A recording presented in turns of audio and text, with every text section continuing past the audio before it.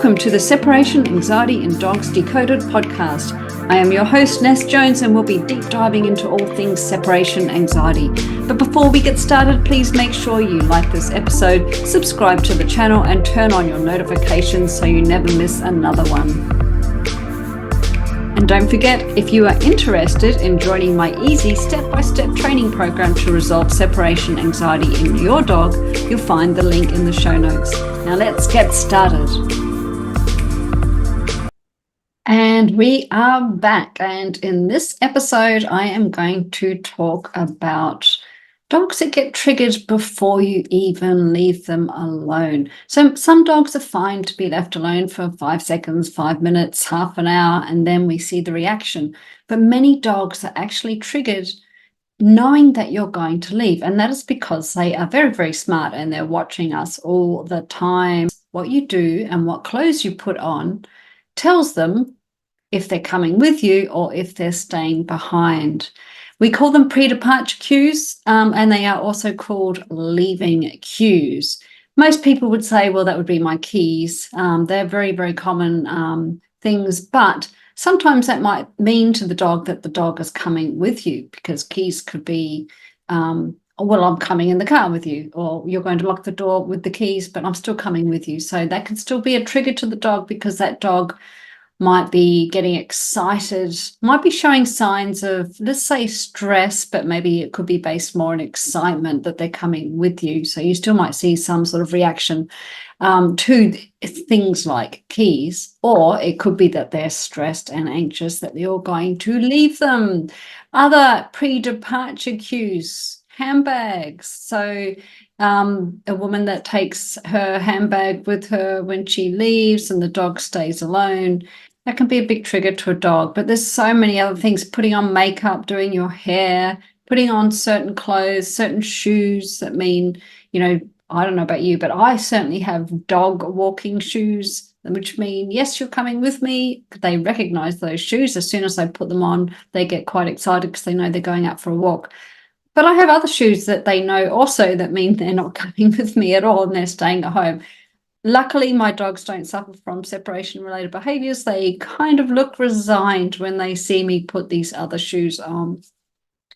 Other things that might trigger your dog, there are so many, and it's up to you to decide what they are for your dog. But it could be things like taking lunch out of the fridge. These are examples of clients that I've had. Their dogs have had issues with. So taking lunch out of the fridge was one. I had one lady, her dog was house trained, perfectly happy to go outside and do its wheeze before bedtime. So mum would say, go outside, do your wheeze, and then we'll go to bed. Dog recognized that and was fine with it.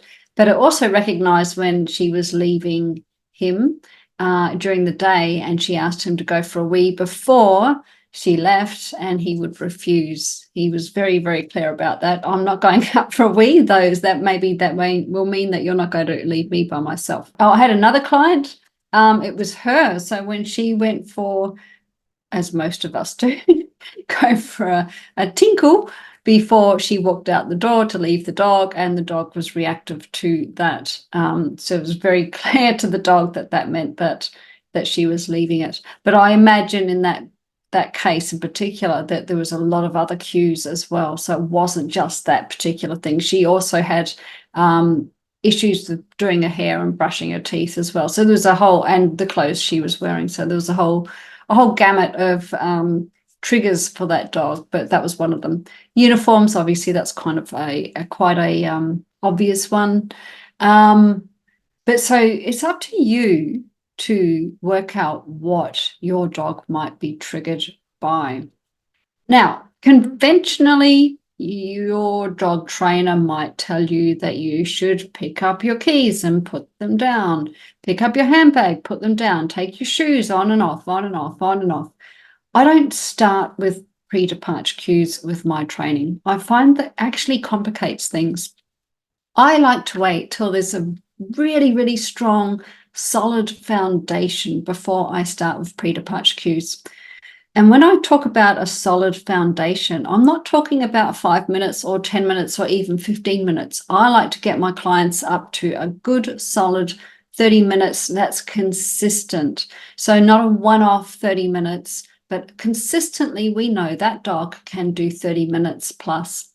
And I think that is really, really helpful for the dog because they haven't seen that pre-departure cue, that trigger for them for quite some time in the training while we're getting them up to that 30 minutes. So by the time we start adding them back in, they're not as worried about those things. They haven't seen them for a while. There's not as much value in that particular trigger. So let's say it is a certain pair of shoes. Your dog sees them every time you leave them, and it's a worry for the dog. It's a stressful event when you put them on for the dog. So we cut them out of the training. We don't do anything with those shoes unless if you are leaving the dog, you've found someone to look after it so the dog's not alone, and then you can go about your business. So we go back to the managing absences. It was episode, let me just double check that for you. Episode 5, go back to episode 5 and have a listen to that, because we don't want to leave the dog alone before they are ready. So the thresholds, talking about the thresholds. So that dog won't see those shoes unless somebody's with them. So the only time you use them is when you are going out, but you've found someone to look after your dog. So now then we're doing the training for the home alone time and we're building up that time. Those shoes aren't involved. So we want the dog to be calm, confident, comfortable, and consistent, what I call the 4 C's, before we worry about adding in things that are going to make your training more complicated. And that is why I never start with your pre-departure cues, your leaving cues, whatever triggers the dog, because that is going to make your training harder. And when we're building up that solid foundation, we want to make it as easy as possible for that dog. And we're going to go through some of those things on how to make it as easy as possible for your dog when you start your actual training. But at this point, we just want to know what the pre-departure cues are, what triggers your dog. Again, it's going to be different for every dog, what that trigger is. The dog's not going to see that for any time until the dog's at a solid, consistent, foundational time of 30 minutes. Then we start adding them in. The dog hasn't seen those triggers for a while, so there's not as much value in them.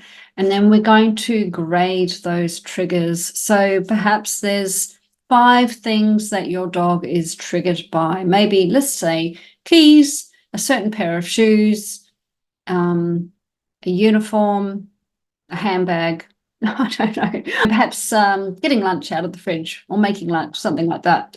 Now, some of those things are going to be less, let's say, scary. Probably not the best word, but less of a worry for your dog than other things. So we need to try to rate them and say, right, this one is really scary, this one's not so scary. And then when we start adding them in, we're going to have 2 plans running side by side. So we'll have one that is consistently building up your 30 minutes plus. It's going to get bigger and bigger and bigger and bigger. And then we might have another plan that adds in your least scary pre-departure cue, whatever that one is. Perhaps it's making your lunch. So we can start with the least scary one and we can drop the time right back. So you've got 2 plans running side by side. And then that dog is probably not going to really struggle too much with your least scary one. And so once they've conquered that and built up some nice time using that one, then we can add in another one. And we just layer them over the top of each other in a nice, easy, gentle way for the dog where they're not triggered. And again, I really feel that when they haven't seen them for such a long time, there's not as much value in those and they're much less likely to get triggered.